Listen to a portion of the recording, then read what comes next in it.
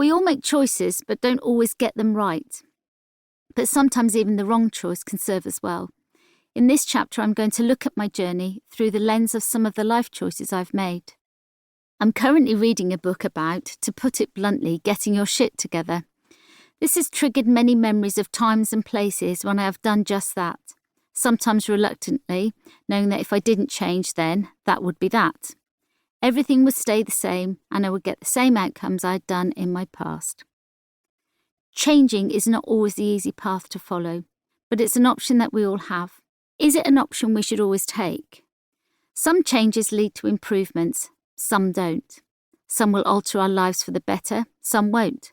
So always start the journey with a map of where you want to go, when you'd like to arrive, and who you want to take with you.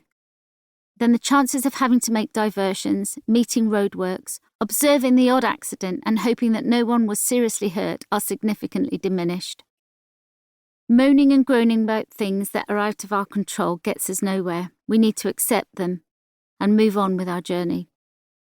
If life was easy, would we really appreciate the good times? Or would it all become just one continual experience, with nothing against which to make a comparison? Is it true that whatever doesn't kill you makes you stronger? Only you can decide that for yourself. Who am I to decide for you? I am just happy to have the opportunity to think freely about this. Change is an option for me because I have control of my own life. I don't have to change, but I can if I want to. I would love the same to be true for you. Choosing to change. My journey of change started over 30 years ago, brought on by a traumatic childhood and abandonment by those I thought were going to rescue me. The trigger was something simple. A tune playing on the radio became my catalyst for change. Yes, Billy Ocean's song, "When the Going Gets Tough, the Tough Get Going," has a lot to answer for. It was this that inspired me to ask for help. Where do I start? There but for the grace is a mantra I have carried with me all my life, even when I thought life couldn't get any harder than it was. I trusted and believed that whatever happened, I was lucky, despite enduring experiences that many people would find unbelievable. When you have nothing, anything is a bonus, even if it's merely the ability to detach and survive.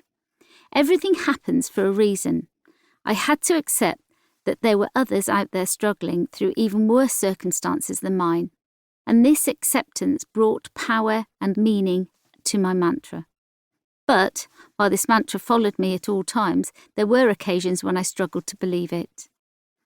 I was born into a family with 3 older siblings, the last child my parents would have together. A few years after my birth, they separated and divorced, and while there was a stigma attached to being the child of a broken home in those days, I knew that this was ultimately going to be a positive thing to stop the cycles that had become established in my family home. My childhood was made up of constant abuse, every kind you can imagine, from slavery to sexual assault.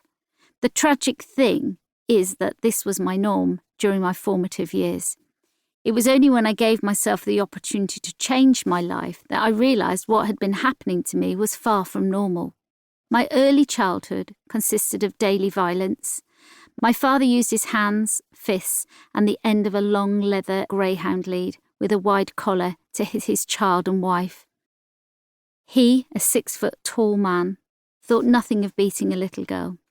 To a young child, every adult seems huge in every way, but to me, this man was particularly strong and overbearing. I lived with constant fear, never sleeping properly as a child, waiting for something bad to happen, to be disturbed in the night. When I heard footsteps striding across the landing, I used to pray that they would continue and not stop at my bedroom door. If they did, I hoped that the dog lying on my bed would protect me.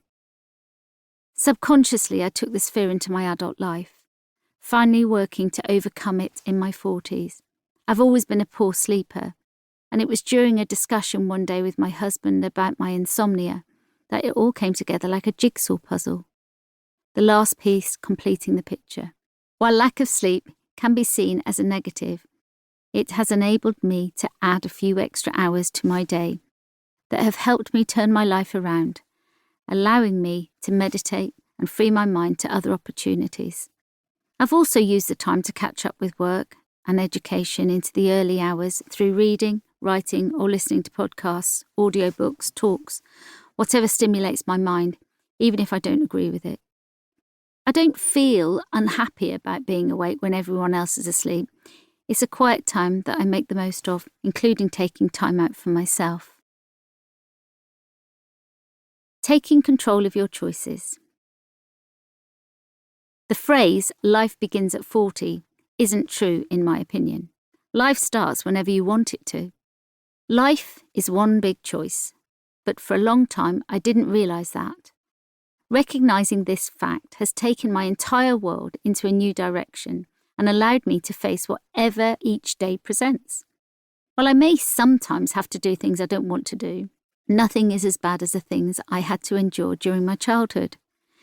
Everything I do now gives me an opportunity to choose to do my best and make the most of it. My diary rarely has a free slot because I make sure to diarise the truly important things in life, such as time with my family. When I was young, my choices were made for me, as they are for most children, but the choices forced upon me were accompanied by fear, trepidation of what if, the constant anxiety as I tried to avoid conflict, violence and abuse. This meant that the choices I made at the time were influenced by the negative dynamics of my environment, exaggerating the survival responses that most children have. My choices since I've reached adulthood have been widespread, from picking the right man to share my life to admitting when I've made a poor decision. It may sound odd to write a list of requirements before entering into a relationship, but that's exactly what I did.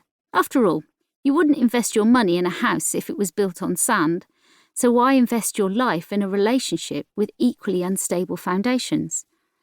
Okay, it wasn't a huge list to start with, but I felt it was appropriate at the time, and I made the choice to write it on that basis. Over time, I've added to the list, including human values such as honesty, reliability, kindness, caring, faithfulness, and loyalty, along with practical things like a good work ethic and financial stability. I needed to know that taking control of one's own destiny was a principle my life partner shared. And as a result of my list of requirements, I chose well, and I'm currently celebrating 30 years of marriage. My husband and I have grown together and developed our life skills, way beyond anything either of us thought possible.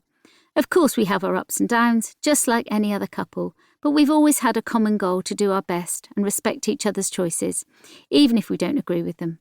Whatever the circumstances, we've chosen to allow our diverse opinions to flourish to enhance our lives. I'm a lucky lady, but I've made my own luck, having put the legwork in.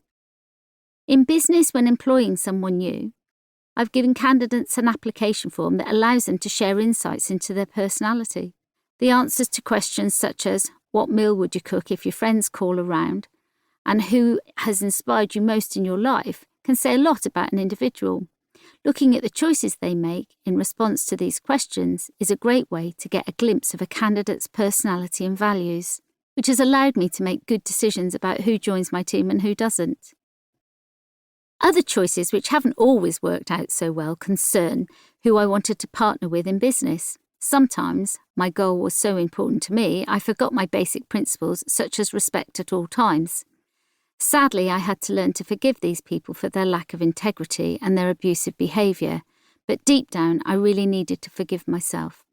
I made a poor choice and paid for it both personally and financially.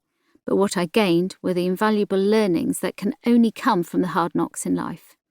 Fundamentally, this experience catapulted me towards a conviction that intuition is an important tool not to be ignored. I made a choice allowing selfish needs to get in the way, and I've learned a life lesson.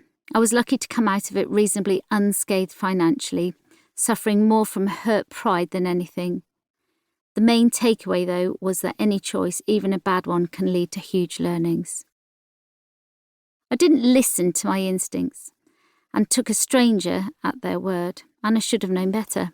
Why would I enter into a working relationship with somebody I don't know?